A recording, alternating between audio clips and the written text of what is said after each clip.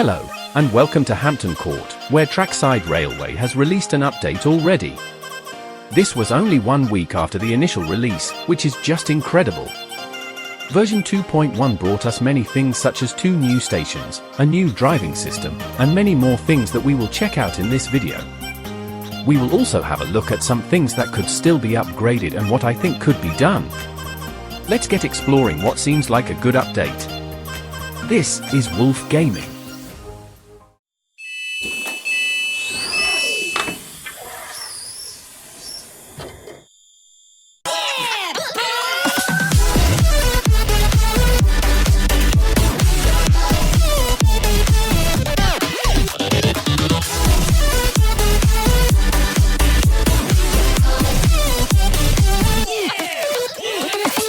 So then, I am at the entrance to Thames Ditton station. Let's head up. This is the first of the 2 stations on the line, which pulls away from the main line at Surbiton. Let's take a look at the station from a bird's eye view. Here we are, in FreeCam, to take a look at the surroundings of Thames Ditton. I think that the developers have done a really good job with everything around the station, and looks really detailed. The trees are definitely one of the best I have ever seen in a train game. We even have some pretty good houses around the station.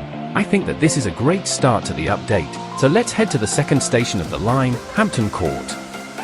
I have got my drone out of the sky and driven over to Hampton Court, so let's have a look inside. First of all, we need to head up the stairs, which takes us to the main concourse of the station. Over here, we have the Southampton Football Club shop, which is honestly the perfect location to put it when we are nowhere near Southampton. Let's head through the barriers and onto the platforms.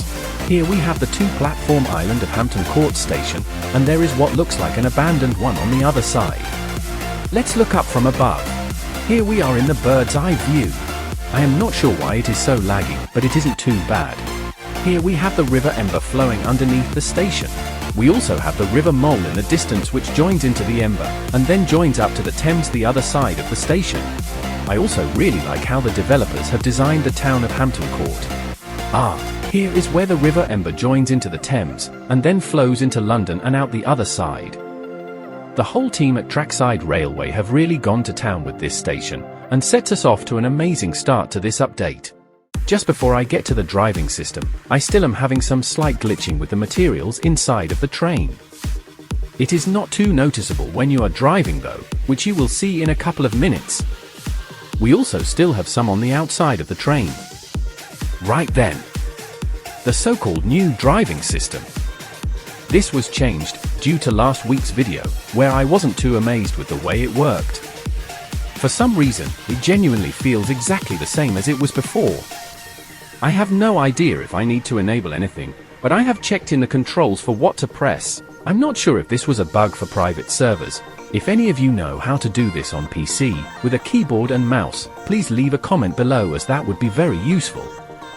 I am still having to use my mouse for accelerating and braking, which is not that nice. Hang on.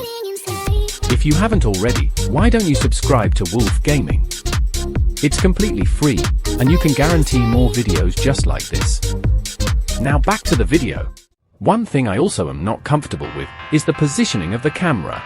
When I try to put it somewhere I want, I wait for it to recenter, but it just pulls it back down again. I want to be looking at the rails, not at the controls, which are made with keyboard inputs. The train is still drivable though. Another thing I mentioned last week was the UI. I think it might need a bit more spreading out, such as the next station section moving up to the top, but these are all just suggestions, and the developers can do whatever they want with it. Now, the glitchiness in the cab when moving seems to go away, and I cannot see it at all. Although, when I have a look at the SWR tablet, this is one of the only things still going crazy inside of the cab. Next, I wanted to take a look at how the announcement sounded compared to real life. Let's play the one from the game. Welcome aboard this Southwestern Railway service to Hampton Court, calling at Thames Ditton and Hampton Court. The next station is Thames Ditton. Now let's play the one from an actual SWR train. Welcome aboard the Southwestern Railway service to Windsor and Eton Riverside, calling at Clapham Junction, Putney, Richmond, Twickenham, Whitton, Feltham, Ashford, Surrey, Staines, Raisbury, Sunnymeads, Datchet, and Windsor and Eton Riverside. They sound slightly different. I know that you probably can't get exactly the same, but there could be something out there that might be really close to it. I think that would really make the game so much better. Now, of course, the map. Since this update, we got 2 extra stations. This brings the total amount to 10. I hope to see some more in the future. It would be great to head all the way into London Waterloo.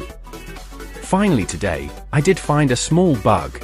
If I press play, and then go to driver, but immediately click back, and I press passenger and spawn at a station, we are now in the driver uniform. I have no idea why and how that happens, but it is something I randomly found out by misclicking onto drive when I meant to spawn at a station. Annoyingly, when I was editing this video, Trackside Railway dropped another update.